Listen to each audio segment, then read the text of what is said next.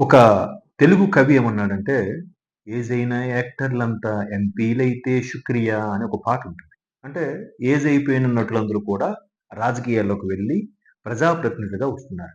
But ఇక్కడ ఒక 'పవన్ కళ్యాణ్', ఒక 'సూపర్ స్టార్ విజయ్' లాంటి వాళ్ళు మంచి ఫామ్‌లో ఉన్నప్పుడే రాజకీయాల్లోకొస్తున్నారు. వచ్చారు, జెండా పాతారు. సో, ఈ ట్రెండ్ ఆఫ్‌కోర్స్ తమిళనాట ఎంజీఆర్ గారు, తెలుగునాట మన అభిమాన ఆరాధ్య నటుడు 'ఎన్టీఆర్' గారితో స్టార్ట్ అయిందనుకోవాలి.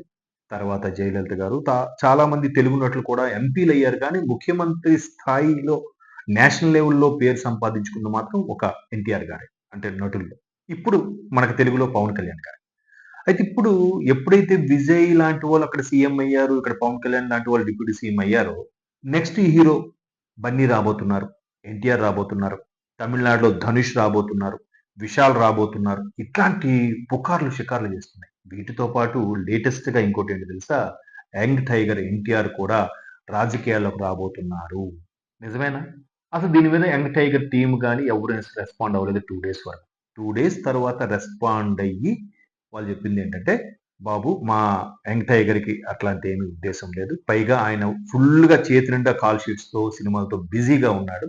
ఇప్పుడప్పుడే వచ్చే ఆలోచన లేదని" వాళ్ళ టీమ్ మేనేజర్ వాళ్ళు ఇన్‌కేస్ యంగ్ టైగర్ రాజకీయాల్లోకి రావాలనుకుంటే గనుక ఎలాగో తాతగారు పెట్టిన పార్టీ ఉంది. తండ్రి గారు నడయాడిన పార్టీ ఉంది. మావయ్య ముఖ్యమంత్రిగా ఉన్నారు. సొంత పార్టీయే ఉందిగా. ఆయన ఇంకా పార్టీ పెట్టి రాజకీయాల్లోకొచ్చే అవసరం లేదు.